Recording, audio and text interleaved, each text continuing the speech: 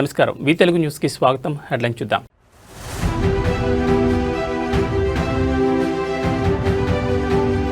రేవంత్ రెడ్డికి Harish Rao warning. Phone tapping కేసులో SIT విచారణకు వెళ్లే ముందు సంచలన వ్యాఖ్యలు.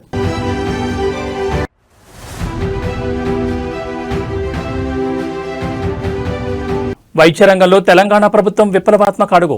క్యాన్సర్, తలసేమియా వంటి మొండి వ్యాధులకు చెక్.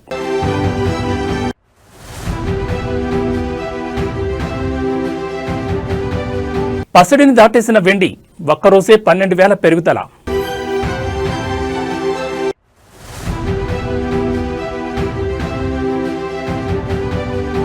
చిరంజీవితో భారీ పీరియాడిక్ మూవీ. మెగా ఫ్యాన్స్ కు అదిరిపోయే అప్డేట్ ఇచ్చిన నిర్మాత సుధాకర్ చెరుకూరి. ఇక వివరాలు చూస్తే తెలంగాణ రాజకీయాల్లో ఫోన్ ట్యాపింగ్ కేసు ప్రకంపనలు సృష్టిస్తోంది. ఈ కేసులో విచారణకు హాజరయ్యే ముందు మాజీ మంత్రి బీఆర్ఎస్ కీలక నేత హరీష్ రావు ముఖ్యమంత్రి రేవంత్ రెడ్డిపై నిప్పులు చెరిగారు. తనపై పెడుతున్న కేసులు, ఇస్తున్న నోటీసులకు తాను ఎంతమాత్రం భయపడబోనని ఆయన స్పష్టం చేశారు. రేవంత్ రెడ్డి చేసే తాటాకు చెప్పులకు భయపడే ప్రసక్తి లేదు. అధికారాన్ని అడ్డం పెట్టుకుని వేధింపులకు గురిచేస్తే వచ్చే మున్సిపల్ ఎన్నికల్లో ప్రజలే కాంగ్రెస్ ప్రభుత్వానికి తగిన బుద్ధి చెప్తారని హరీష్ రావు హెచ్చరించారు. తమకు న్యాయ వ్యవస్థపై పూర్తి నమ్మకం ఉందని, అక్రమ కేసులను చట్టపరంగానే ఎదుర్కొంటామని ఆయన ధీమా వ్యక్తం చేశారు. హరీష్ రావుకు మద్దతుగా బీఆర్ఎస్ కార్యకర్తలు భారీగా తరలిరావడంతో తెలంగాణ భవన్ పరిసర ప్రాంతాలు హోరెత్తాయి. పోలీసులు కార్యకర్తలను అడ్డుకోవడంతో స్వల్ప తోపులాట జరిగి ఉద్రిక్తత చోటు చేసుకుంది. ప్రస్తుతం హరీష్ రావు సిట్ అధికారులు ఎదుట విచారణకు హాజరయ్యారు. ఈ విచారణలో సిట్ ఎలాంటి ప్రశ్నలు సాధించబోతోంది, హరీష్ రావు ఎలాంటి సమాధానాలు ఇస్తారనేది ఇప్పుడు రాష్ట్ర వ్యాప్తంగా ఉత్కంఠ రేపుతోంది.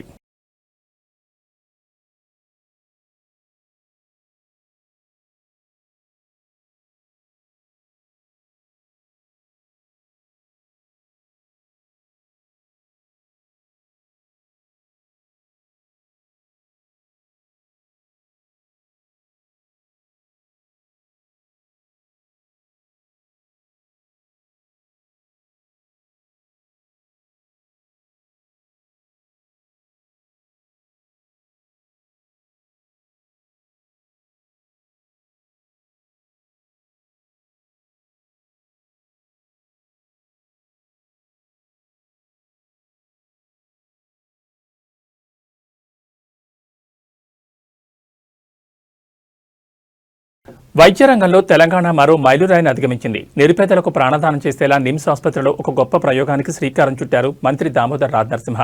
మందులతో నయం కాని మొండి వ్యాధులకు ఇక స్టెమ్ సెల్ థెరపీయే పరిష్కారం. క్యాన్సర్ అయినా, తలసేమియా అయినా దెబ్బతిన్న కణజాలాన్ని పునఃసృష్టి చేసే అద్భుత శక్తి ఈ స్టెమ్ సెల్స్ సొంతం.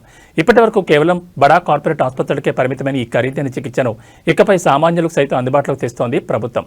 విత్తనం నుంచి మహావృక్షం ఎలా వస్తుందో ఈ చికిత్సతో రోగులకు కొత్త జీవితం వస్తుందని మంత్రి ఆశాభావం వ్యక్తం చేశారు. అసలు ఈ స్టెమ్ సెల్ ల్యాబ్ ప్రత్యేకతలేంటి, అక్కడ జరిగే పరిశోధనలు రోగులకు ఎలా ఉపయోగపడతాయి అనేది స్పష్టంగా తెలియజేశారు.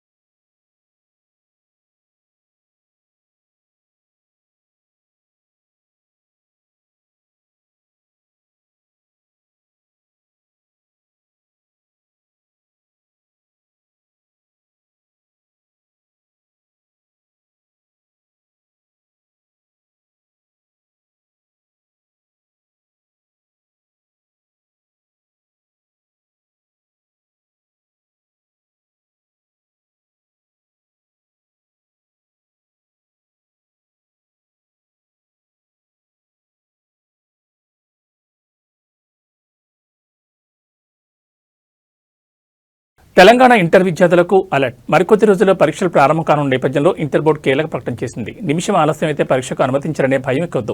ట్రాఫిక్ ఇబ్బందులు, ఇతర సమస్యలను దృష్టిలో ఉంచుకుని పరీక్షా కేంద్రానికి 5 నిమిషాల వరకు ఆలస్యంగా వచ్చిన విద్యార్థులను అనుమతించాలని బోర్డు నిర్ణయించింది. గత ఏడాది సక్సెస్ అయిన ఈ రూల్ను ఈసారి కూడా కంటిన్యూ చేస్తున్నారు. రాష్ట్ర వ్యాప్తంగా 9 లక్షల మంది విద్యార్థుల భవిష్యత్తు దృష్టిలో ఉంచుకుని తీసుకున్న ఈ నిర్ణయంపై సర్వత్రా హర్షం వ్యక్తమవుతోంది. ఫిబ్రవరి 25 నుంచి థియరీ పరీక్షలు షురూ కానుండగా రేపటి నుంచి ఇంగ్లీష్ ప్రాక్టికల్స్ ప్రారంభం కానున్నాయి. విద్యార్థులు నిబంధనలు సడలింపు ఉన్నప్పటికీ ఆఖరి నిమిషం వరకు ఆగకుండా ప్రశాంతంగా పరీక్షా కేంద్రాలకు చేరుకోవాలని అధికారులు కోరుతున్నారు.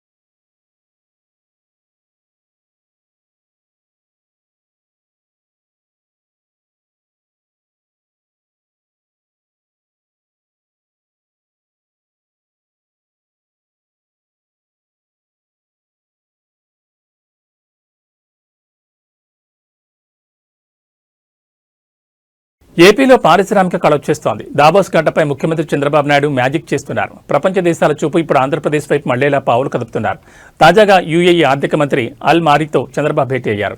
ఒకరు కాదు, ఇద్దరు కాదు, ఏకంగా 40 యూఏఈ సంస్థలు ఏపీలో ఇన్వెస్ట్ చేసేందుకు రెడీ అయ్యాయి. ఏపీని లాజిస్టిక్స్ గేట్వే ఆఫ్ ఇండియాగా మార్చే లక్ష్యంతో మల్టీ మోడల్ లాజిస్టిక్ పార్క్ ఏర్పాటుపై కీలక చర్చలు జరిగాయి. మరోవైపు ఫుడ్ ప్రాసెసింగ్ రంగంలో కూడా యూఏఈతో చేతులు కలుపుతోంది ఏపీ సర్కార్. పునరుత్పాదక శక్తి నుంచి పోర్ట్ సిటీల అభివృద్ధి వరకు ఏపీ భవిష్యత్తును మార్చే భారీ ఒప్పందాలు త్వరలోనే కార్యరూపం దాల్చబోతున్నాయి.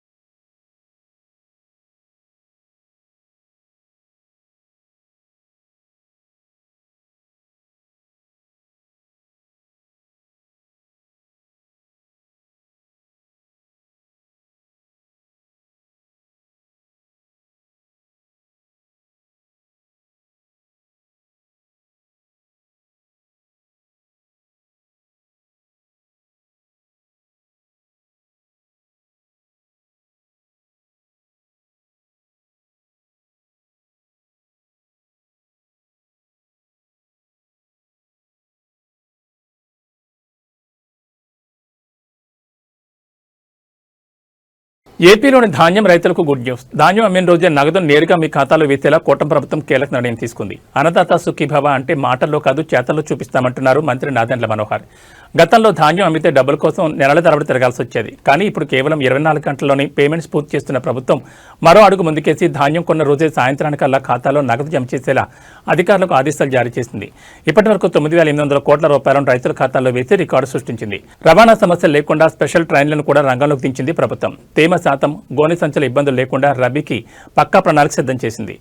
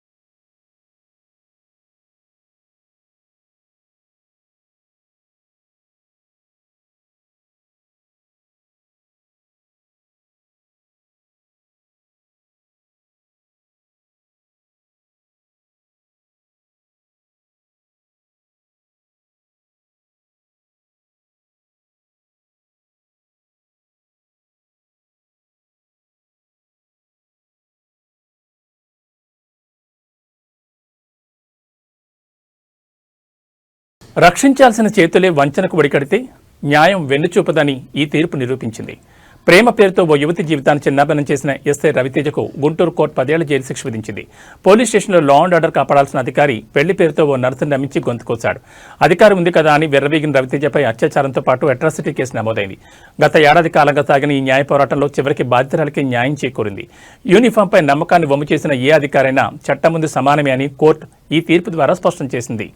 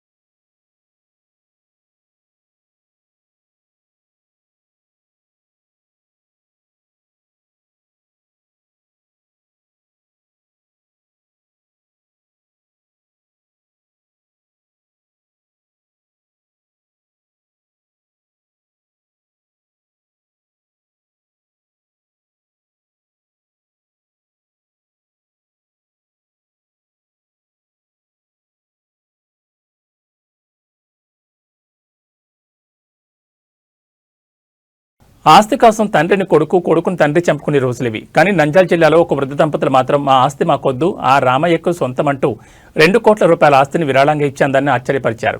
పేపలి మండలం జయదుర్గం గ్రామానికి చెందిన వీరభద్రుడు, వెంకటేశ్వర దంపతులకు సంతానం లేదు. ఉన్న ఆస్తిని ఏం చేయాలో తెలియక తికమక పడలేదు. మనసున్న మనుషులుగా ఆలోచించారు. తమకున్న 2 కోట్ల విలువైన ఆస్తిని మాధవరం రామాలయానికి రాసిచ్చేశారు. వారు చేసిన ఈ పనికి గ్రామమంతా ఫిదా అయిపోయింది. ఆ దంపతులను దేవుళ్లా భావించి ఊరంతా ఊరేగించారు. కోట్లున్న దానం చేయాలంటే గుండె కావాలి. ఆ గుండె ఈ దంపతులకు ఉందని నిరూపించారు.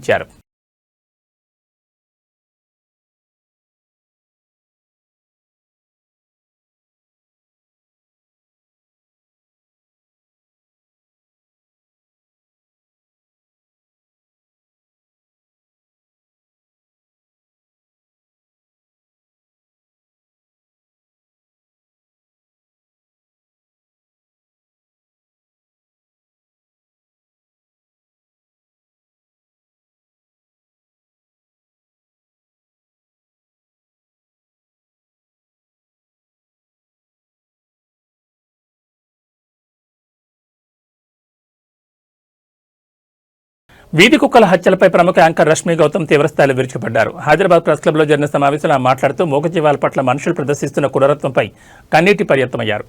తెలంగాణలోని కొన్ని గ్రామాల్లో వందలాది కుక్కలను విష ఇంజెక్షన్లు ఇచ్చి చంపడంపై ఆమె ఆవేదన వ్యక్తం చేశారు. కుక్కలు కరుస్తున్నాయని వాటిని చంపేయడం పరిష్కారం కాదు, అది అమానుషమని పేర్కొన్నారు. అడ్డుగా ఉన్నాయని మూగజీవాలను చంపేస్తున్నారు. రేపు ముసలివారై అడ్డుగా ఉన్నారని అమ్మానాన్నలు కూడా వదిలించుకుంటారా అంటూ సమాజాన్ని సూటిగా ప్రశ్నించారు. మీడియా తీరుపై విమర్శించారు. మీడియా కేవలం కుక్కలు కలిసిన వార్తల్ని హైలైట్ చేస్తోందని, కానీ వాటిపై జరుగుతున్న హింసను ఎందుకు చూపడం లేదని ప్రశ్నించారు.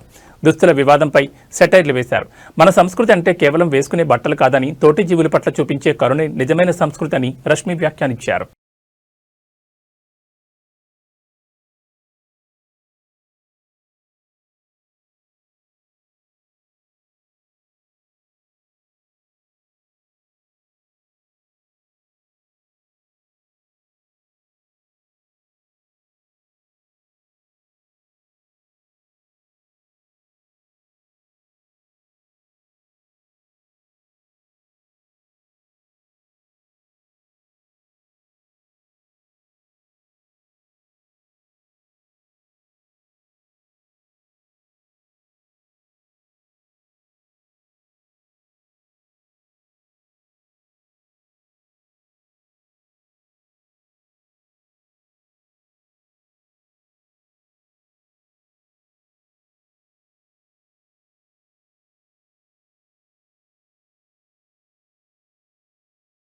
సంక్రాంతి విజేతగా నిలిచిన భరత మహాశైలకు విజ్ఞప్తి నిర్మాత సుధాకర్ చెరుకూరి తన తదుపరి ప్రాజెక్టుపై సంచలన విషయాలు వెల్లడించారు.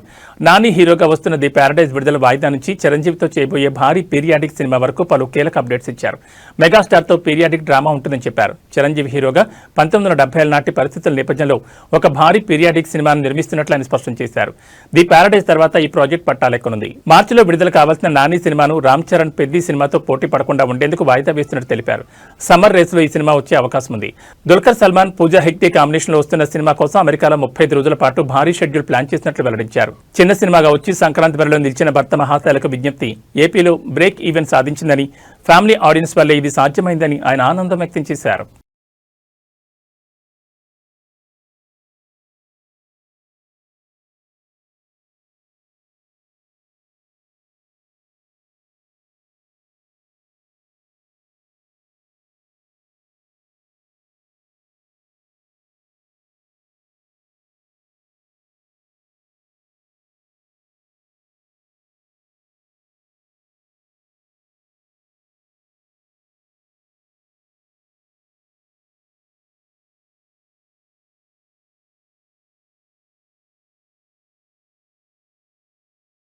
వీధి కుక్కల మారణకాండపై నటి రేణు దేశాయ్ చేసిన వ్యాఖ్యలు తెలుగు రాష్ట్రాల్లో ప్రకంపనలు సృష్టిస్తున్నాయి.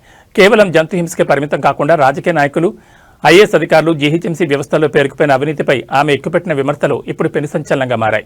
రాజకీయ నాయకుల నుంచి న్యాయ వ్యవస్థ వరకు ఎవరినీ వదలకుండా రేణు దేశాయ్ చేసిన వ్యాఖ్యలు సోషల్ మీడియాను షేక్ చేస్తున్నాయి. ప్రముఖ ట్రావెల్ యూట్యూబర్ అన్వేష్ ఈ వ్యాఖ్యలకు పూర్తి మద్దతు ప్రకటించారు. 2026కి ఇదే బెస్ట్ స్పీచ్ అంటూ ఆమె ధైర్యాన్ని కొనియాడారు. మరాఠీ బిడ్డ అయిన రేణు దేశాయ్ను చూస్తుంటే సాక్షాత్తు ఛత్రపతి శివాజీ మహారాజ్ ఆత్మ పూర్ణట్లుగా అనిపిస్తోందని అన్వేష్ వ్యాఖ్యానించారు. భారత్లో 4,500కు పైగా రాజకీయ పార్టీలు ఉండడం వల్లే అవినీతి రాజ్యమేలుతోందని, పార్టీల సంఖ్య తగ్గితేనే వ్యవస్థ మారుతుందని అన్వేష్ తన అభిప్రాయం వ్యక్తం చేశారు. ఈ పరిణామాలు ఇప్పుడు సోషల్ మీడియాలో నెటిజన్ల మధ్య పెద్ద యుద్ధానికి దారితీస్తున్నాయి. ఒక వర్గం ఆమె మాటల్లో వాస్తవం ఉందని అంటుంటే, మరో వర్గం వ్యవస్థలను విమర్శించడానికి తప్పుపడుతోంది.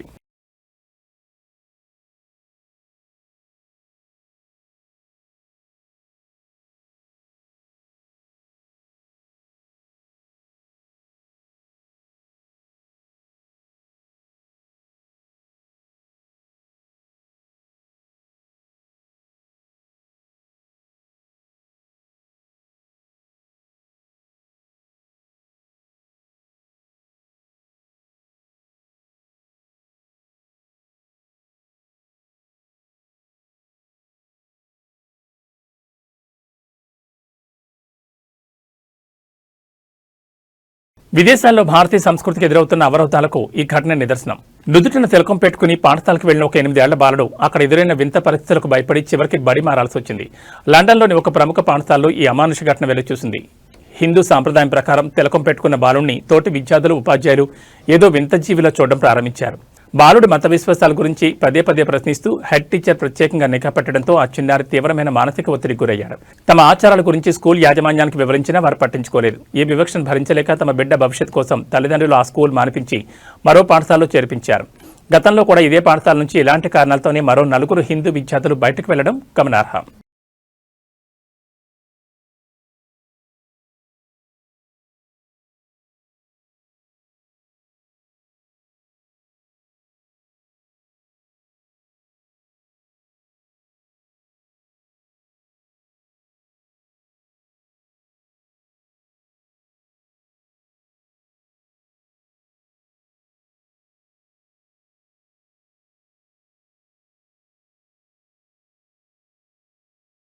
టీమిండియా స్టార్ బ్యాటర్ విరాట్ కోహ్లీపై మాజీ క్రికెటర్ సంజయ్ మంజరేకర్ చేసిన విమర్శలు మరోసారి దుమారం రేపుతున్నాయి.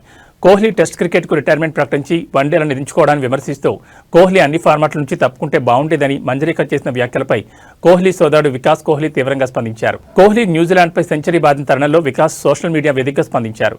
అసలు ఏ ఫార్మాట్ సులువో మిస్టర్ ఎక్స్పర్ట్ చెప్పగలరా అంటూ మంజరేకర్ను పరోక్షంగా నిలదీశారు. ఏదైనా చెప్పడం సులభం, కానీ అక్కడ ఉండి చేయడం చాలా కష్టమంటూ కోహ్లీ పడ్డ కష్టాన్ని గుర్తు చేస్తూ వికాస్ తన థ్రెడ్స్ ఖాతాలో పోస్ట్ చేశారు. జో రూట్, స్మిత్ వంటి ఆటగాళ్లు టెస్టులు రాణిస్తుంటే కోహ్లీ సులువైన వన్డేలను ఎంచుకున్నాడని మంజరేకర్ విమర్శించడం ఈ వివాదానికి దారితీసింది.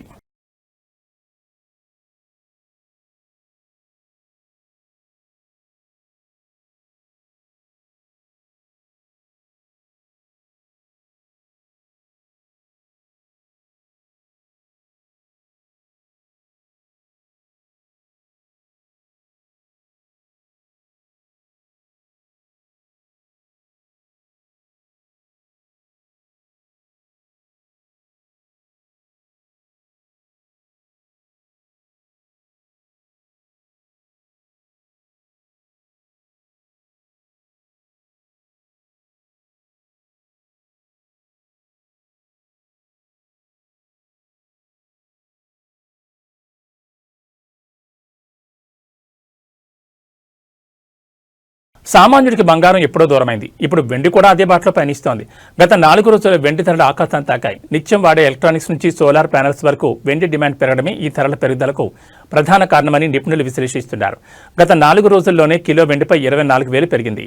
ప్రస్తుతం హైదరాబాద్లో కిలో వెండి ధర 3,30,000కు చేరి రికార్డు సృష్టించింది. 24 క్యారెట్ల బంగారం 10 గ్రాముల ధర ఏకంగా 1,47,280 వద్ద కొనసాగుతోంది.